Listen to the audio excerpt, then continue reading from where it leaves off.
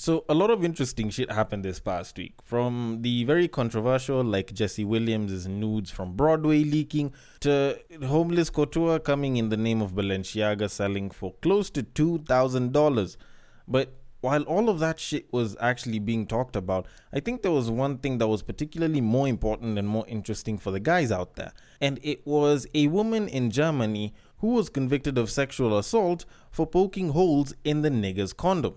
Now, the charge was sexual assault, and it is the first time that they're handing a charge of sexual assault of this kind because they actually defined this as stealthing. I'm being completely serious. That's what they referred to it. They were going to refer to it as rape, but they figured they just go with stealthing instead.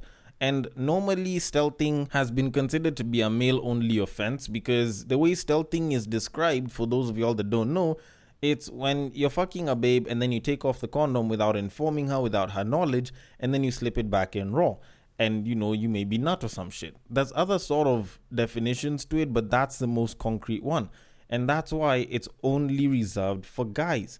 But this was the first time that the judges looked at a case and they were like, you know what? We need to rewrite legal history over here and we need to consider this as something that is actually bad because it's not right what she did, and it's not like the guy consented to actually having a baby. Because as the story goes, apparently this babe was having a casual relationship with a guy. It was a nice friends with benefits. They used to fuck around a lot. But at some point, she sort of fell for this guy and she kind of wanted to have a baby with him, even though the guy wasn't for commitment. And of course, if a babe wants to trap a good guy who is not pro-commitment at the time, she decided, you know what, let me go and have a baby with him. Of which she poked holes, and then it was still unsuccessful. She still didn't get pregnant. And at some point when they were busy having a bit of a heated argument, she ended up spilling the beans, which fortunately this guy decided to press charges for.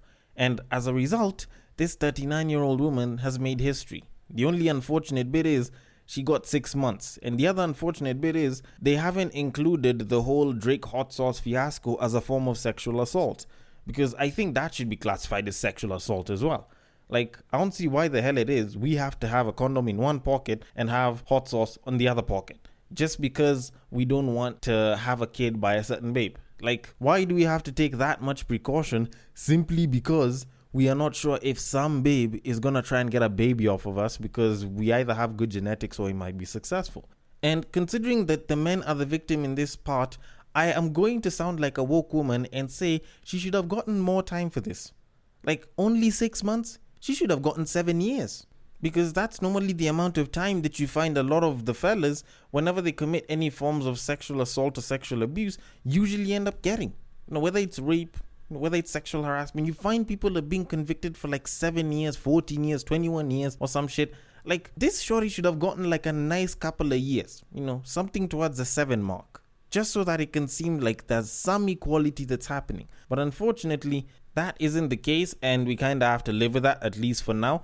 But on the other hand, maybe the German judges decided that they'd probably give her 6 months so that the next time she comes out, Durex will have probably come up with a brand of condoms that is anti-poke.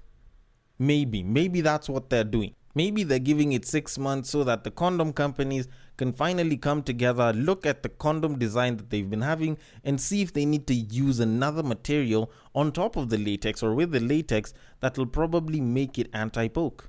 But, oh well, I can't poke into this topic for so long because we have a podcast to do, pun intended by the way, and just like a poked condom, you know that safety is off when I start by saying, welcome to Breaktime on Westside, your number one Breaktime podcast, coming to you from Nairobi, Kenya. The man on the mic is a man who has seen more holes in a feminist's argument than he has in a condom. He is a man who once believed that bukkake was a Japanese form of martial arts. It is none other than your tall, dark, and mildly handsome man, Sir Denver B. The show is Tweetstreet, the show where we take a deep dive into Twitter, pull up a couple of tweets and break them down a little bit. Now, as usual, y'all know the drill. If you don't know the drill, then I'm gonna repeat it for you. And if you know the drill, then you can sing it with me because it almost sounds like a song. And if you do know the drill, but you're gonna act like you don't know the drill, it's okay. It's still gonna ring in your head because it's a pretty simple drill on how it is that you can contribute to Tweetstreet, how you guys can contribute to the opinions and the topics that make up Tweetstreet, and also Battle of the Sexes sometimes, using the tweets that you might have seen on different platforms. Now, the drill is pretty simple and it goes like this. You see that tweet, you like that tweet, you want us to discuss that tweet, you send that tweet. You send it to the DMs of @BagakaTheD, which happens to be my personal Twitter handle, and I will take it from there and I will handle it accordingly. On Facebook, if it happens to be a screenshot, if it happens to be a screen grab, then the place to send it to is @BreakTimeOnWestside on Facebook, and also on Instagram, you can send it to @BreakTimeOnWestside in the DMs right there, and I will take them from there and I will handle them accordingly. Now, of course, we have a lot to discuss today. And there's a bunch of things that I wanted to talk about, and I wanted to make sure I avoided the two main things that people were talking about this week, which was one, Jesse Williams' nude on Broadway, and two, the very homeless Balenciaga sneakers that were released at the Paris Fashion Show. So I figured I'd try and avoid those because frankly I feel like everyone is saying more or less the same thing about them. With Jesse Williams, that's a naked man on Broadway, and people watched it, people saw that he has a big dick, a bunch of babes decided to talk about it, and that's just it. For me, it's not really my problem or something for me to care about because I'm a guy, so I don't see why I need to talk about someone's dick. Alright, so that said, I wouldn't consider the Balenciaga sneakers story to be something that I should really talk about. One, because I think it's a marketing ploy, and two, it does not relate to love, sex, and relationships anywhere. I don't see how it relates to any of that. Like, it's not like you can use it as a Valentine's gift or some shit.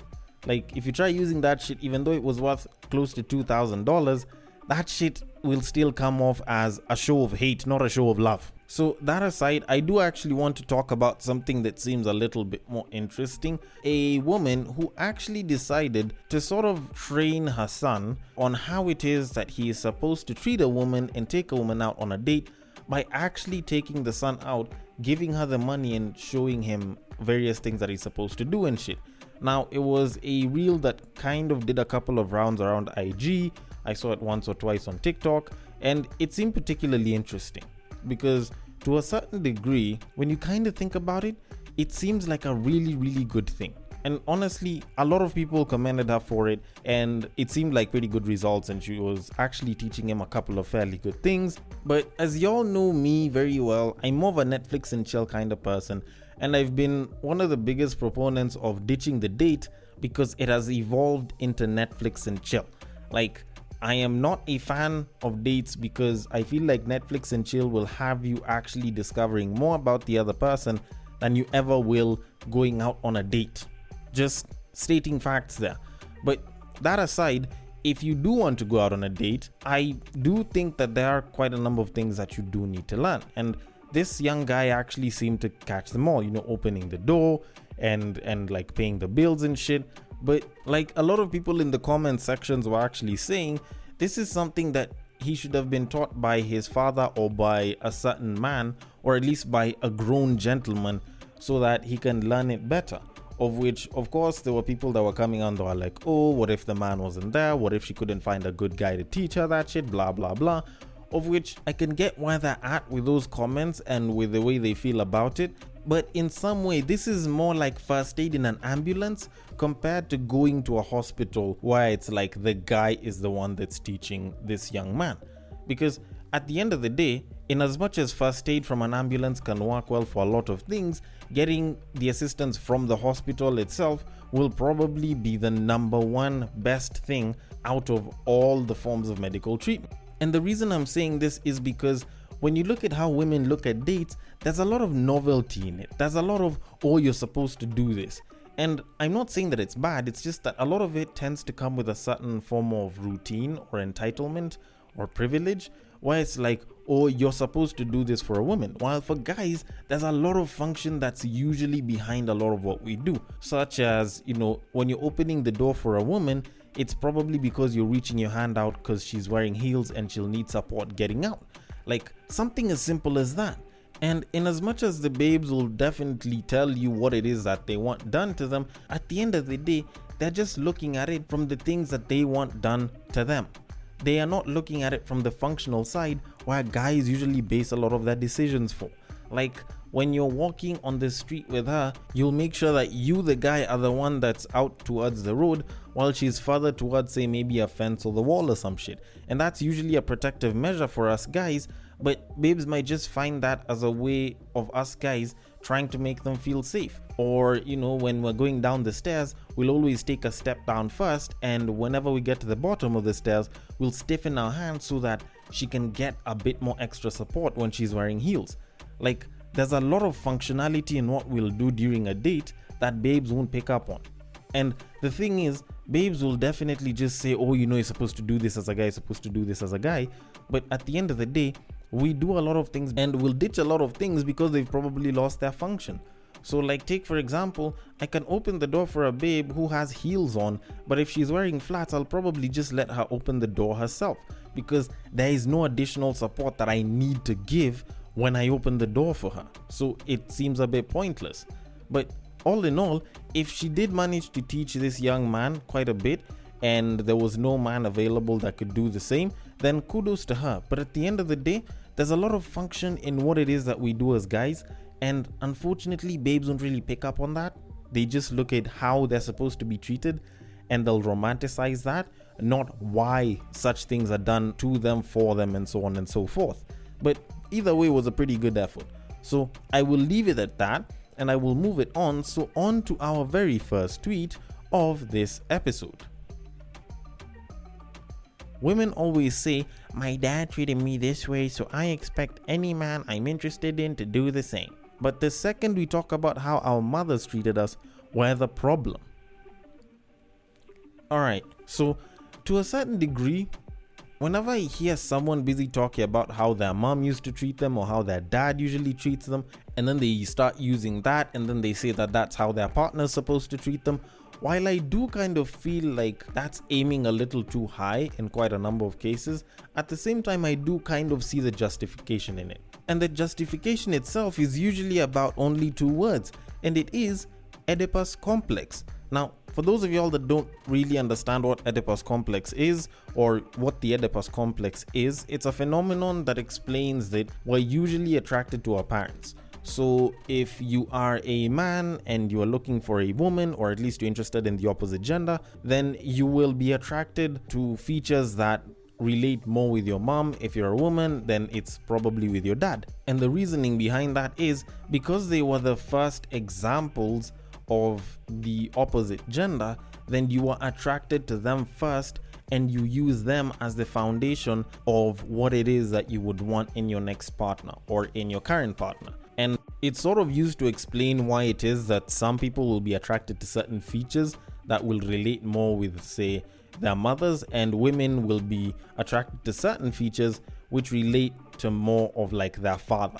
So it kind of does give merit to why it is a lot of people are against the idea of the single parent, because if it's girls and they haven't been brought up with a good father figure, then they'll probably end up with some version of daddy issues, and or they will end up with a very shitty set of guys because they will probably be influenced by the environment around them on what it is a good man is supposed to be. Now, the same thing happens to guys as well, and as a result, you end up with this cycle of a bad example of a woman or a bad example of a mother, and you end up with like a son who, if they don't end up being shown what a good example of a woman is like as they grow up, will end up getting another bad example of a woman, and if they get a son as well, then the cycle will continue and continue and continue.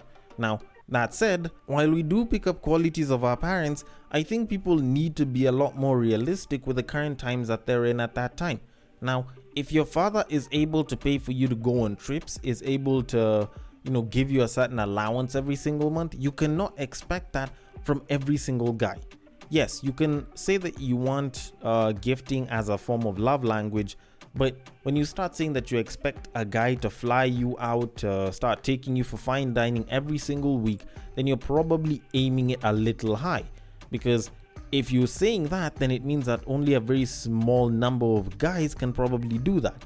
And if anything, when your father was probably trying to woo your mother, he probably could not afford to do that. Like, the guy has had, say, an extra 20-30 years of time, experience, and ability to make money to actually change his financial situation, and you're expecting a guy who's in his early 20s who barely has any experience in this thing called adulting, in this shit called life, to actually be able to do the same exact things for you. Like, that's aiming it a little too high by most people's standards. That's a very, very tiny fraction of guys that can definitely do that. Now, the issue that a lot of us guys tend to have with babes that usually talk like this is because they usually have expectations based on how their father treated them. And while it might sound like it's the same exact thing for us guys when we talk about how our mom treated us, I'd probably be very sure in saying that it's not exactly the same thing. Because when babes are busy talking about their dads and how they were treated, for them, their father was how a man is supposed to treat her. For us guys, it's how we expect the lifelong partner that we'd have to sort of be in terms of values and characteristics. It's not necessarily how they just used to treat us. Because say for a couple of guys, it's not like we really like to be babied all the time. Like, yes, we do like the emotional support, and we do like, having a shoulder to cry on and someone to hold on to sometimes when times are tough, but it's not like we want to be babied the entire time. And when you kind of look at it, we're trying to find someone that'll give us the emotional support, that'll be a great homemaker, someone who's hardworking, normally kind of like the examples of the great moms that a lot of us had. Now, when you hear a babe busy talking about the kind of guy that she wants, and you're looking at the kind of expectations she has, it's not even about the characteristics. It's usually about how their father treated them. Oh, he always used to treat me like a princess. Oh, he never let me pay any bills, blah, blah. And that's the shit that us guys usually have an issue with. So while babes might like to come back and say, oh, if you want someone that blah, blah, blah resembles your mother, then go marry your mother. For us guys, at least we're justified in telling you guys to go marry your father. Because unlike your father's situation where I'd need an extra 10, 20, maybe 30 years to accrue the same level of wealth so that I can treat you the way he used to treat you, for you, you've had a couple of years. Like, you've had probably since the age of 5, 6, 7, maybe 10 years old at the very most, to learn how to be a good homemaker, to know how to navigate your way around the kitchen, to know how to make a meal, to know how to treat a nigga right.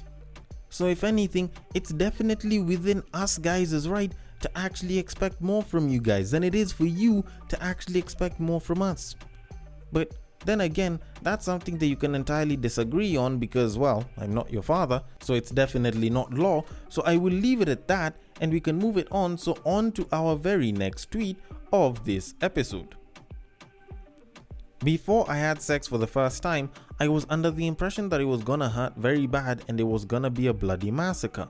When it was none of that, I was so confused. I was like, hold up, this shit kinda fire. Matter of fact, I went back the next day like, hey, run that shit back, my nigga. So I don't know how many of us asked like people who are older than us or people that were more experienced than us on the whole idea of having sex. Like back when we were young and we were virgins and shit, I'm sure there's a bunch of y'all that went and asked the person that was older than you how sex was. And I have to admit, if anything, I think we probably used to get the most generic advice, which definitely does not actually correlate with the truth of what happens. Because a lot of women were told that one, it's supposed to be painful, it's going to be bloody, it'll probably suck the first time, but it'll be good afterwards. And then you find a shorty is having sex with a guy for the very first time. The guy puts it in, no blood comes out, it's actually enjoyable. Shorty enjoys that shit so much, she kinda loses it and she wants to fuck like on a daily basis and shit. And during that time, she's wondering if there's actually something that might be wrong with her. Yet the truth of it is, it's not like the whole breaking the hymen is actually something that will always happen during penetration. Because for some babes, they lost the hymen while riding a bike. For some of them, they fell down and they landed on something that went straight between their legs. Not that it was, pointed up or anything, but it just ended up hurting them. Some of them actually don't even have a hymen that's all that tight and everything. Although that one is very debatable. But at the end of the day, it's not like the hymen needed to break. And I think that's one of the things that culture kind of got wrong back in the day. Now with guys, it's sort of overhyped as this really, really amazing feeling thing. And the unfortunate side of it is, like, for me, I can remember it was hyped up to be this amazing feeling. It doesn't even compare to masturbation. It's the most glorious thing you'll ever feel. Oh, you won't even be able to control yourself. You'll nut in like the first few seconds and shit. And weirdly enough, the first time I did it feel good? Yes. Was it uncontrollably great pleasure? No.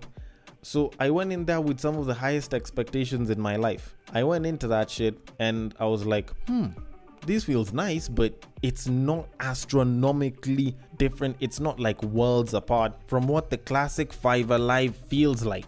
It's not like I was completely, taken over by the feeling that I ended up losing it and nutting. Like, that's not how it happened for me the very first time I did it. Which is why whenever I'm talking to people right now and I hear people being more open to talking about sex in the first time and shit, I actually do kind of like it, because people are now starting to dispel the rumors that it's gonna be painful for the babe. Sometimes the babe will enjoy it even more than the guy will. That apparently, a nigga will nut in like under a minute the first time he goes there, which isn't entirely true, or at least it's not as true for all of us guys. Or I think one of the biggest myths of all is that there's going to be some special form of attachment between the both of you. Because apparently, if you lose your virginity to this person, there's a special form of attachment and bond that you'll have with them. Or, if the both of y'all have lost your virginities to each other, then there's gonna be that special kind of bond, which is why normally, like, younger people will want to do it with like their girlfriends and their boyfriends and shit. Which, let's be honest, if your first experience wasn't all that good, you'll probably say that that's absolute bullshit. Because there's good sex, there's bad sex, there's great sex, and it's not that it's attachment. You'll just like the good and the great sex a hell of a lot more. Although, then again, I might be wrong about this entire thing, just the same way I might be wrong about the past tweet and everything else. So I want your thoughts on this. The DMs are open. On Twitter, it is at BagakTheD, which happens to be my personal Twitter handle.